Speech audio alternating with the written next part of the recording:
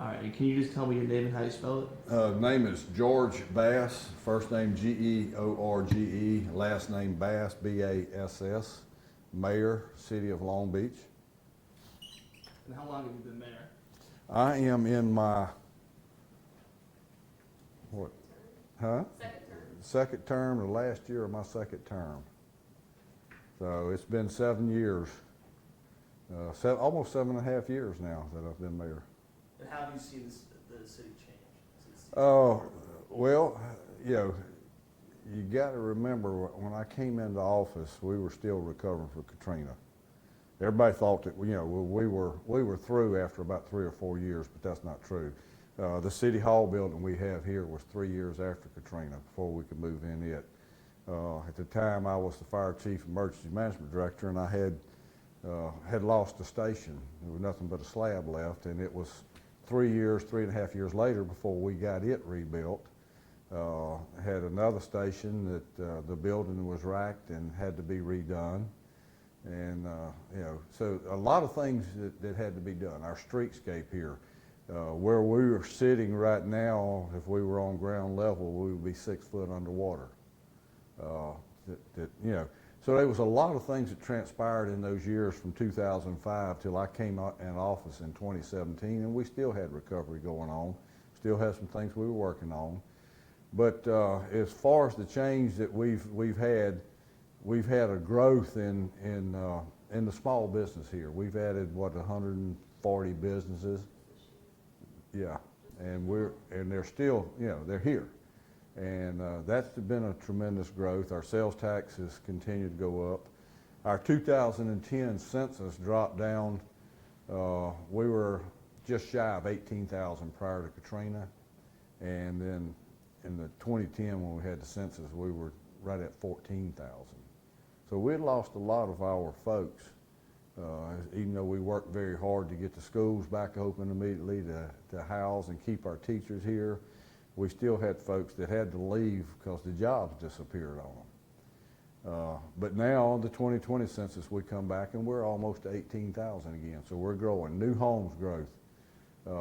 Since I've been in office, we've added probably 500 new homes. And it's not just the homes down here that had to be replaced, that were destroyed. It's new subdivisions. We've got a subdivision underway right now. It's going to be 360 new homes. We've got one that's just now about built out. It's going to, you know, about 350 new homes.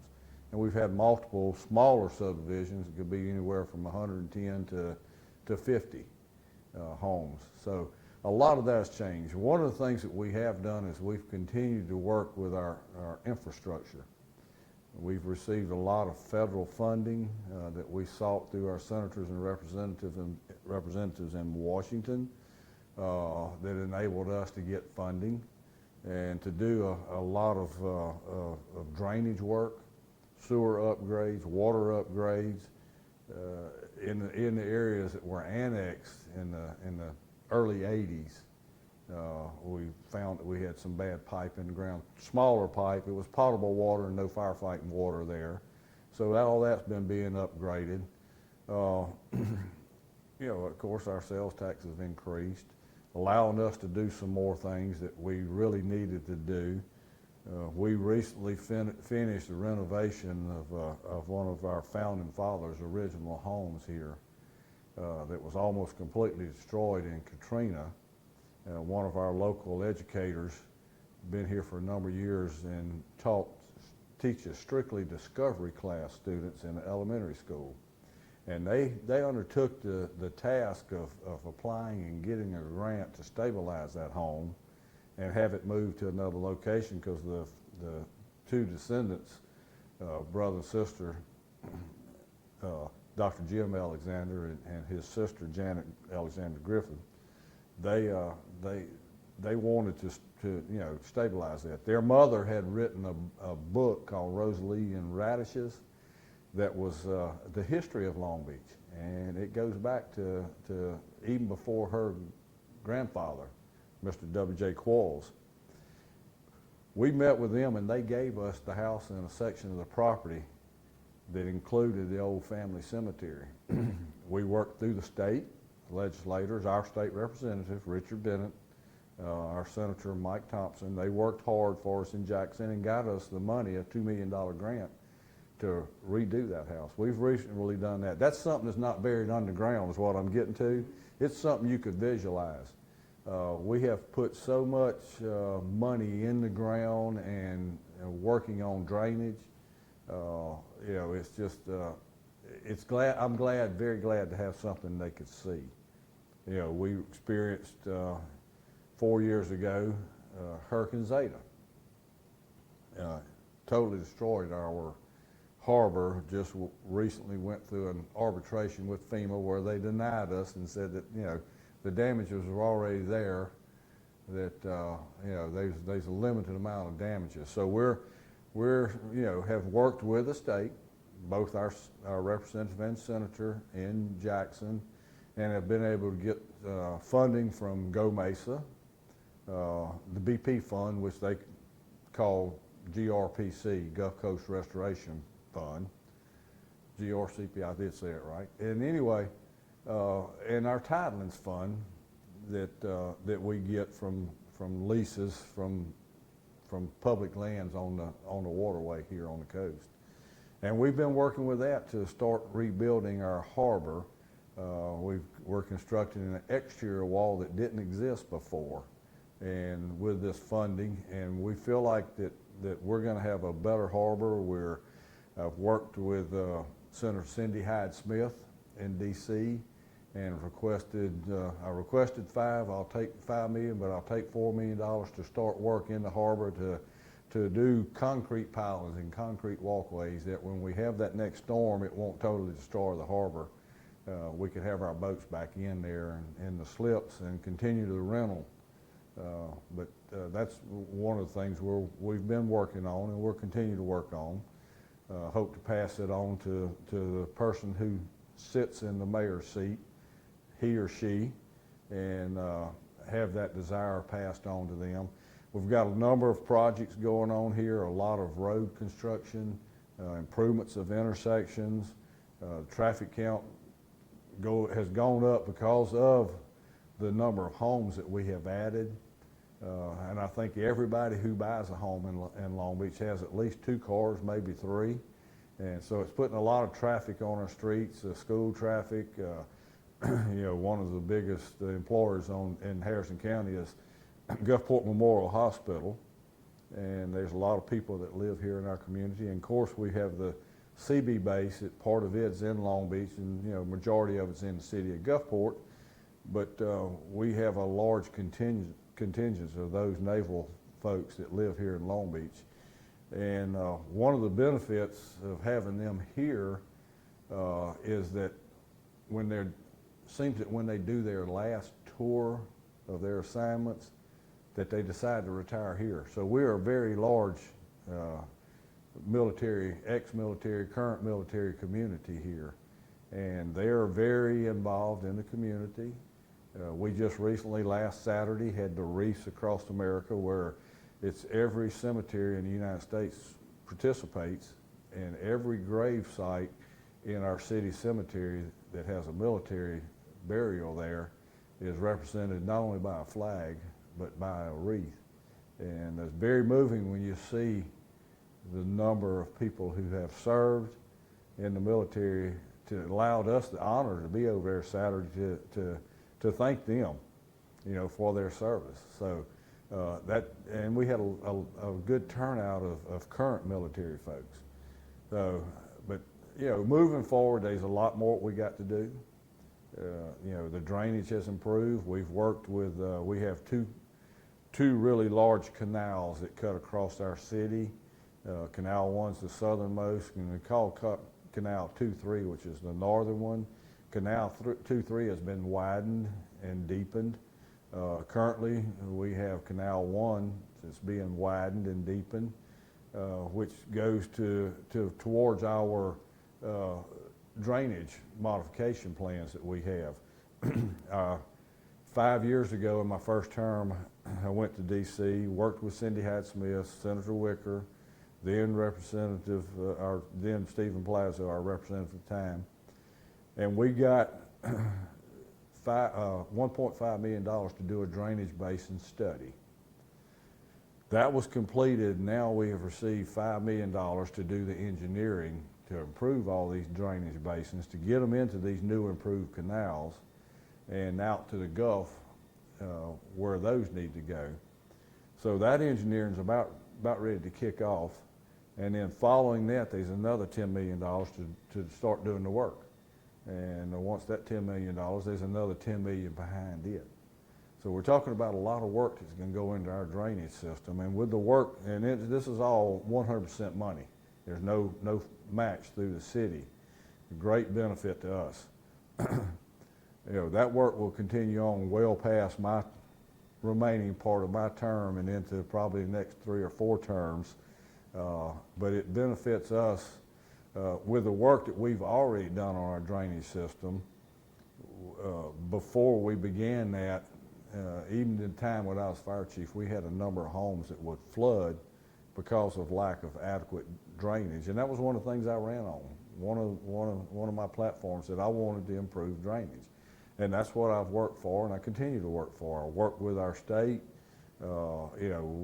We got NRCS money through the federal government down to the state, and then here to us through working with our senators and our representatives. Representative Stephen Palazzo was very, very beneficial to us in making that happen for us almost immediately. In fact, I hadn't left Washington from that trip when I got a call from the state director of NRCS money, ready to come down and meet with me and see what our needs were. And we've worked with them since then. This is 5 or 6 years ago. We have worked with them since then and continue to work with them in getting funds here that will help us. Now there's a 20% match to that, but fortunately the city had a fund balance built up and we're able to meet those matches. Same thing with our traffic that I spoke about earlier. Gulf Regional Planning Commission, we work through them to get grants through MDOT, through the federal highway. And we get those monies down to us through them that allows us to do our intersection upgrades. We just finished one. Before we could do that one, we had to upgrade a lift station, and we got it was a $800,000 job, and we got $750-something from the federal government working through Cindy Hyde-Smith's office again. She's a tireless worker for us, very beneficial to us, as Senator Wicker is, and now Mike Ezel, our new representative, is a friend before he went in office and a friend now. But they worked tirelessly. Cindy was able to afford us to get that $750-something replaced and upgrade a lift station that was contaminating through an overflow into a ditch that drained directly into the Gulf, and it had been known as the hottest spot in Harrison County for contamination. Now that's been taken care of. The intersection through GRPC has been upgraded. We're about to start two intersections here close to downtown, right across the tracks at Jeff Davison Railroad, and then just north of Klondike, Pineville and Railroad intersection. Just north of there, we'll start a new construction project there on improving traffic flow. And then at Cleveland and Klondike Road, we're about to undertake a roundabout and improve. There's a lot of school traffic that goes through there, so we're trying to improve that. And then just north of that intersection, we're close to improving Klondike and Commission Road intersection by adding more turn lanes, north-south, east-west turn lanes with flow-through traffic and longer storage lanes. So that's being improved, and we're looking at 28th Street and Klondike Road with the same type of improvements there. Storage lane improvement, north-south turn lanes, east-west turn lanes. And one of the things that we've worked on is when I came in office, went to my first Gulf Regional Planning Commission, GRPC meeting, And they asked me to staff meeting, they wanted to talk to me about some things, and I said, okay, and I waited. And there was a 2040 plan where they wanted to add in western Harrison County a north-south connector that went from Highway 90 all the way to I-10. And I told them, I said, well, I think your 2040 plan needs to be revisited and looked at and see if we can move it up, because we need that. And I said, I will base this off of my experience for Katrina, trying to get folks out of here, evacuated, and then trying to get supplies back in after the storm. So they looked at it, started doing traffic counts around here, and they come up that they needed to do an improvement over here on the west side of Harrison County. They used our westernmost road, Beatline Road, as a study only. Wasn't a chosen route, it was just a study route. MDOT came up with $100,000, hired a company. They came in and did the study, and they said that we need to do this as soon as possible. This was in 2017, when I first been in office. And they said this needs to be the 2020 plan, if not quicker. So I began working with Senator Cindy Hyde-Smith, and we put in grant applications. It was the build grant, and then it was something grant, and rescue grant, something, yeah. Every time we had an administration change, the name changed, but we were finally awarded $16.4 million to start the first phase of it. And it's a $110 million project at that time. And everybody was questioning me, why can't we get the full amount and go ahead and do it all? Well, the grants don't work like that. The most you can get is $25 million. And we had ours segmented out in the first section there, which would require 20% match, was going to be about $20 million to do that first section. So we'd had to match, and I was working with the state, Lieutenant Governor Delbert Hoseman, working with our governor, and trying to get that funding to do that. And we're still, here we are, I'm going out of office, and that's still underway. We're still working, we're waiting to get match money. The brilliant part about this is that less than a third of that road is considered urban. And anytime you have an urban, through these grants, you've got a 20% match. So a little over 2/3 of it is considered rural, and rural is always a 100% match. So probably for around a price tag of $8 million, we could have a $110, $120 million north-south connector, 4-lane road, divided median, sidewalks, along that road. So it's still underway. I'd hoped that we could move quicker than it, but the government moves slow, very slow, and that I hope to live long enough to be able to at least drive on it, if not have somebody ride me on it. But things like that. We spent my administration looking forward to the needs. It's going to be well beyond my time, and we'll continue to look for that. We try to have vision, and I think we've displayed that we do have vision on the things. We've done changes to our subdivision ordinances. We've come up with a sidewalk ordinance, that you build and there's sidewalks on both sides of you, you're going to put another sidewalk in. We're going to continue that to build on it. We've done sidewalk through a grant from the state, Representative and State Senator helped us get, that now we have a sidewalk from Jeff Davis all the way over to the USM campus, Gulf Park campus, and we're about to undertake another sidewalk that takes that same route from Jeff Davis Avenue all the way to the campus. It's very important. It was very important to me when I came in office. It was before I was in office and when I was fire chief, that we worked with USM to continue to build the campus, to make that a partnership between the city and USM, and I continue to do that. And that's why it's important that we get that connection there.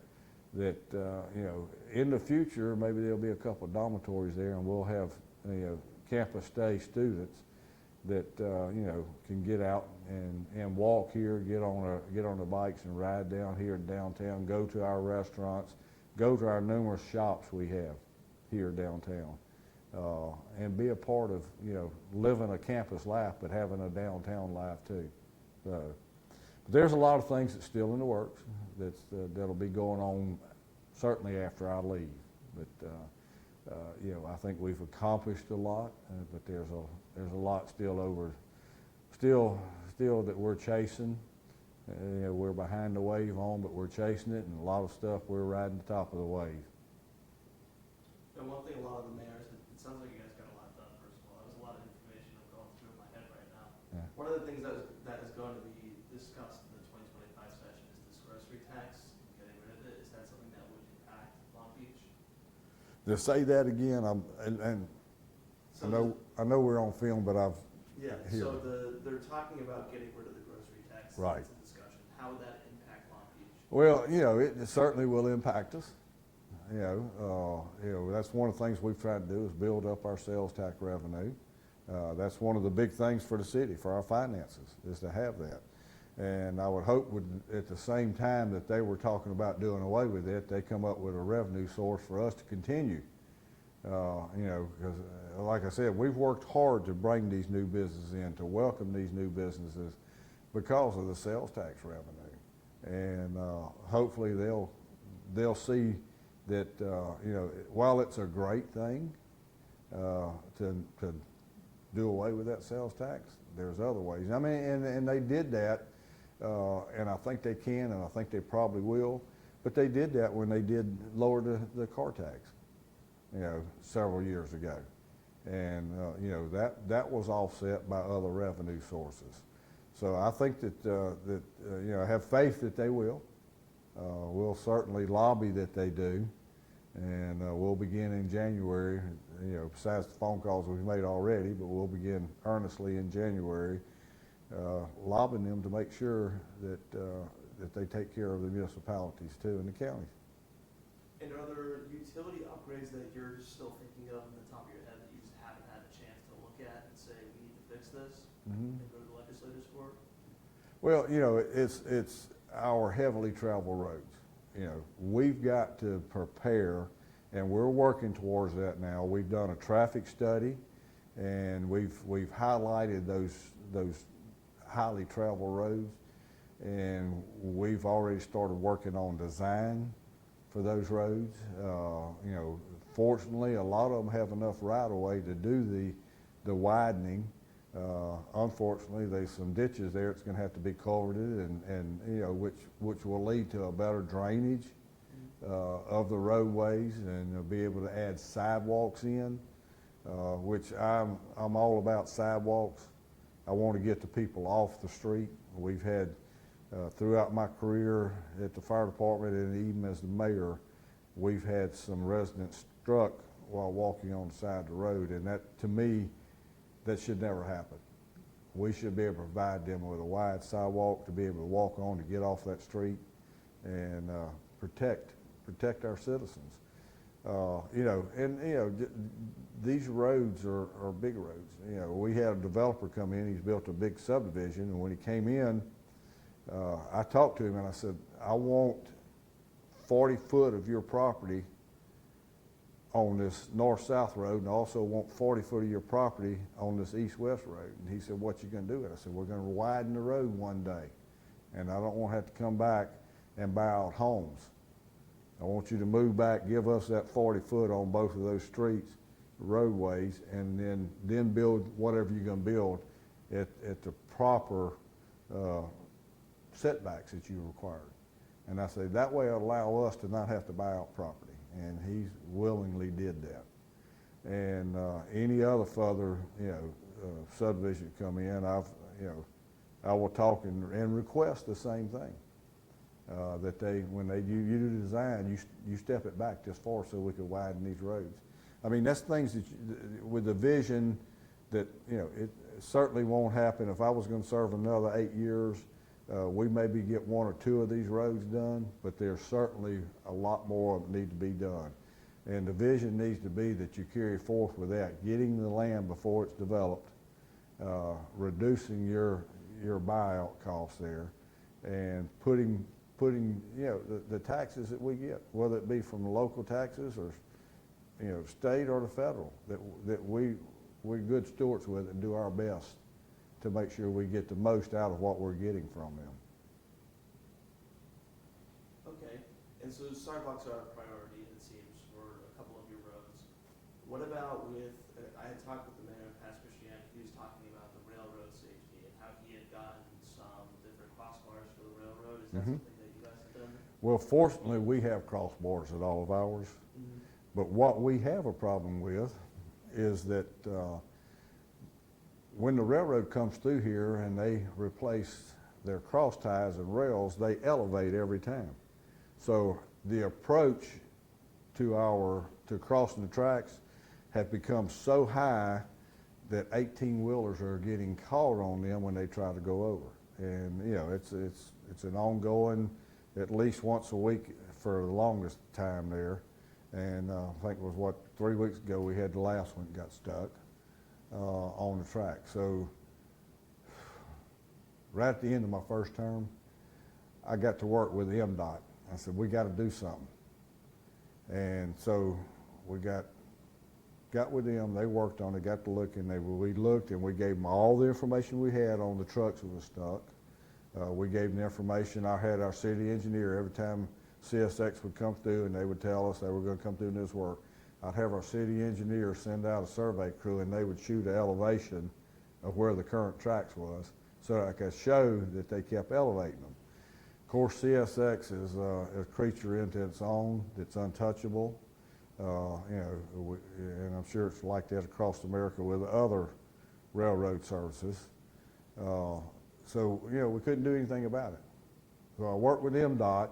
We got $3.5, almost $4 million grant to raise the approaches and make that slope less of a slope where we wouldn't get the tracks, wouldn't get stuck on the tracks. We were about ready to go to bid when CSX came through again 3 years after I began working with MDOT and replaced tracks and cross ties and raised it another 8 to 10 inches.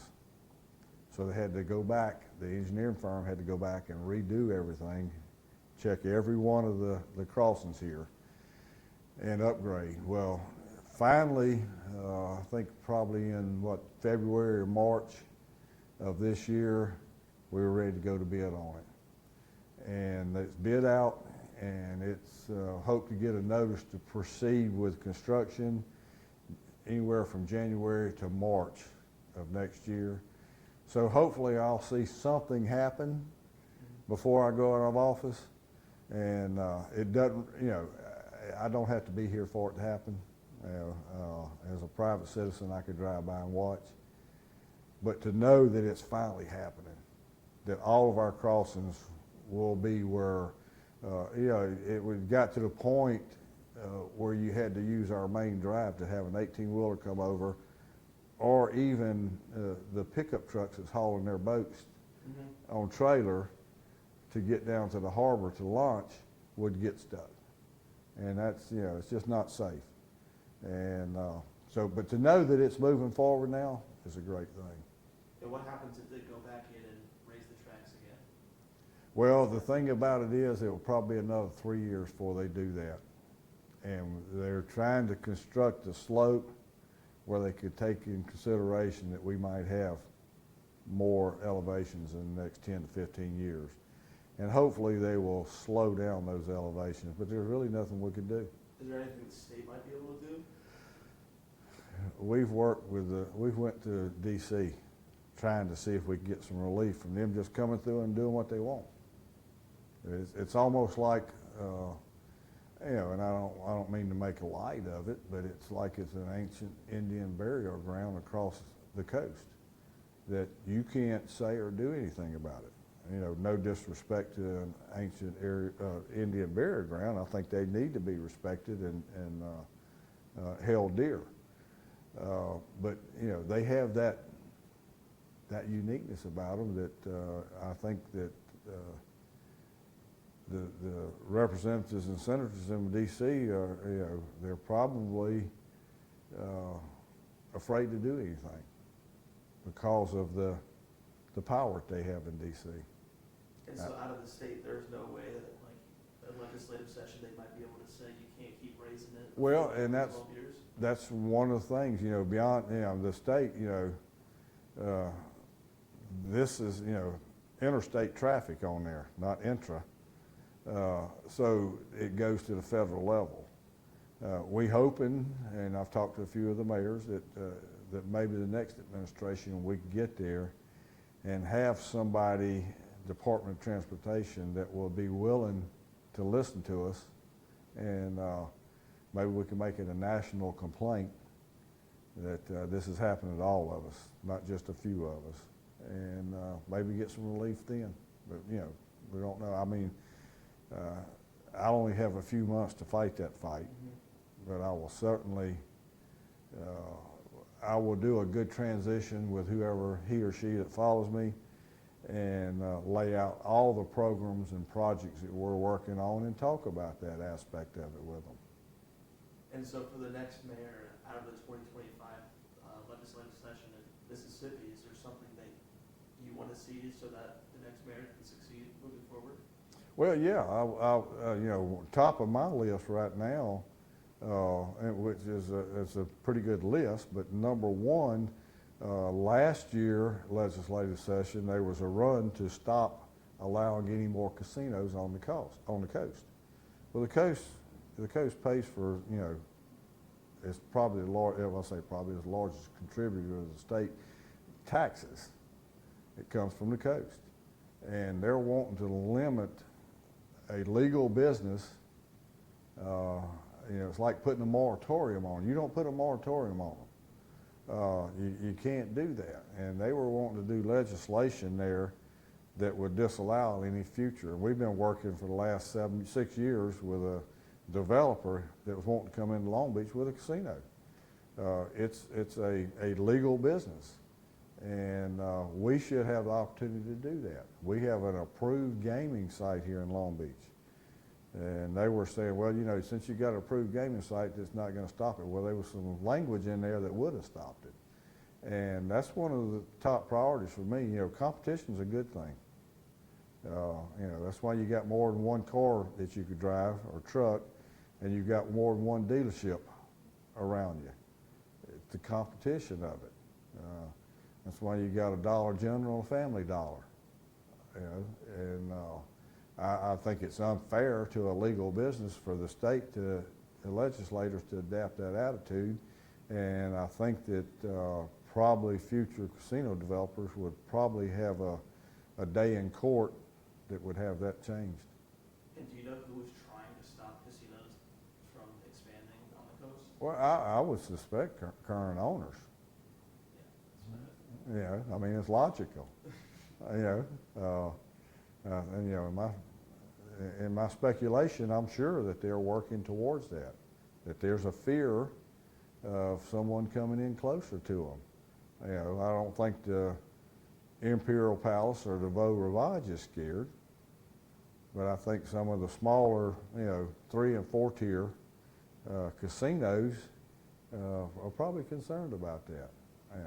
And I think that some of these 3 and 4 tier casinos forget the fight that they had to come to light, to be a casino.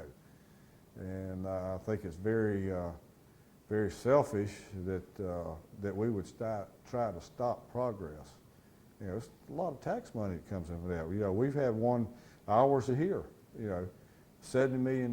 It's a basic $70 million a year casino, and casino gaming revenue would generate a little over $4 million in tax funds for the city of Long Beach, and almost $4 million for the Long Beach Municipal Separate School District here. That would be big to both of us. And that's just based on a $70 million. Think if it was $100 million or $110 million first year out gaming revenue. And then, there's other side effects when you're talking about casino. Everybody thinks it's just the gaming revenue. Well, there's a tax on each one of the machines there. Each table's in there. Each cash register's in there. Tax on the food.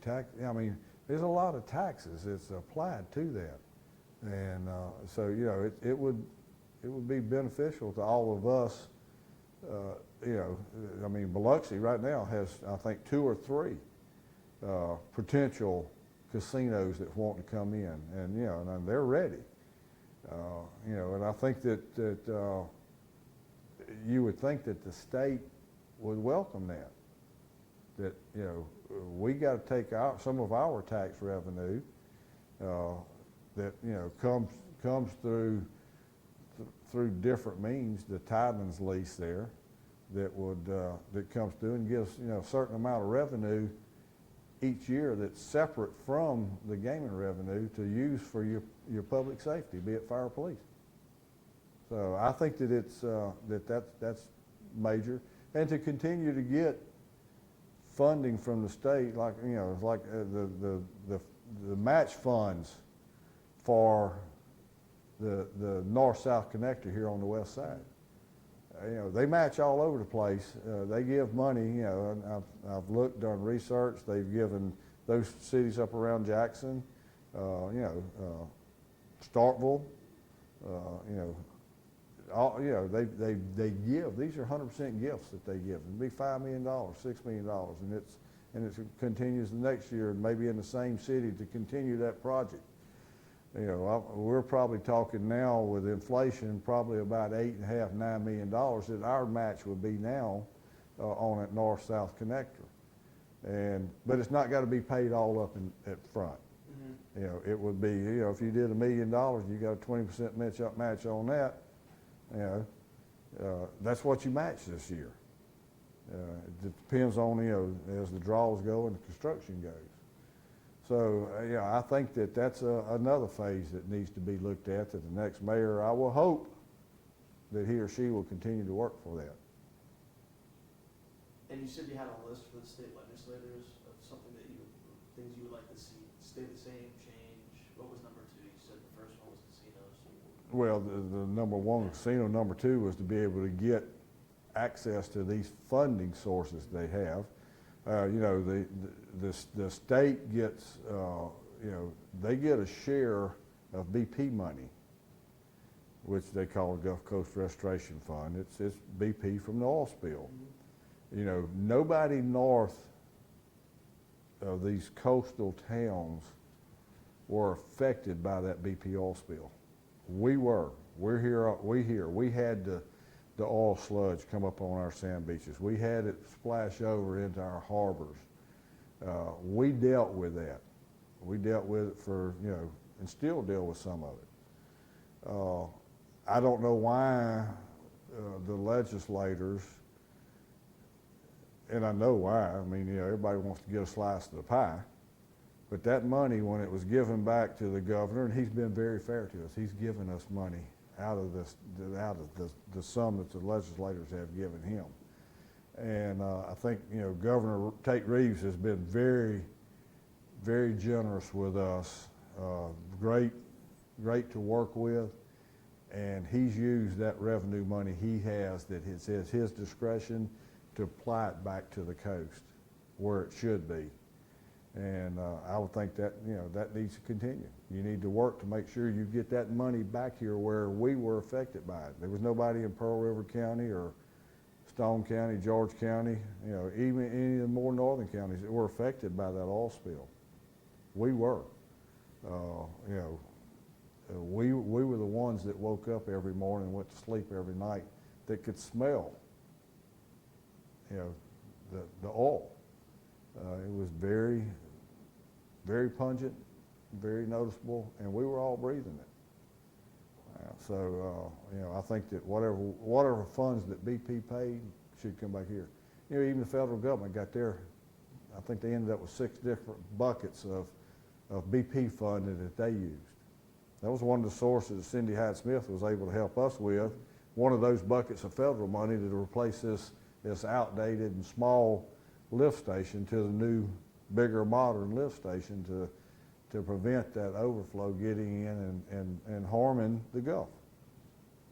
So, you know, I think that you know, continue with the education, you know, getting it to the schools, getting that money out to help our school systems. Let us build a better education. Now, you know, our state representative was chairman of education for 6 or 8 years there in Jackson.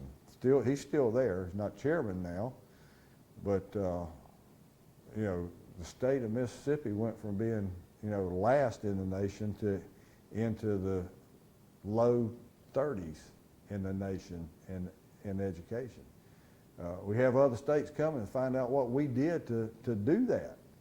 And I think that's wonderful. I think that's great that the state invested that money in education to do that. Take us from being near the bottom to mid and continue that. Get us into the top 10, you know. I mean, I've met folks that moved in here from other states. I met a couple the other day that moved here from Wisconsin. They chose Long Beach because, you know, we're known as the friendly city. They like the city. They like the atmosphere. They like the events that we have. And they like the school system. And, you know, we were number 1 2 years ago in the state. Our school system rated number 1 in the whole state. And we're always in the top 5, if not the top 3 here in Long Beach. Got a tremendous school system. You know, when you talk about amenities, school system is the major amenity. When you talk about a family with children wanting to move into your area and relocate, it's one of the first things to look at. You know, another amenity we have that doesn't mean a lot to a lot of people, but we have a 3-acre dog park that's built into a small dog and a large dog. And it's a state-of-the-art designed by a dog park designer out of New York State. And I mean, you know, we have people that come and look at ours that want to, you know, emulate that. You know, and it's just little things like that. But for the legislators to continue to fund our education and get the money back to the schools systems, where the school systems, who better knows what they need than that needs it? And I think that's what they need to focus on, getting the money back to the local level where you could spend it on your needs. And, you know, and we've shown consistently here in Long Beach that we're, like I say, we're a top-rated school. And, you know, and I'm not throwing shade on the other schools on the coast. The coast consistently, coast-wide, has top schools. And you know, it's up and down this coast. Some of the other school districts have the casinos where they got more money coming in. Those of us that don't have that funding source has other sources, and I mean, our school system, just like us, we depend on that state money. So I hope that continues. Okay, and let's say someone's looking at moving to the coast. Why would you say they should move to Long Beach? Well, you know, first of all, you know, our public safety is top notch.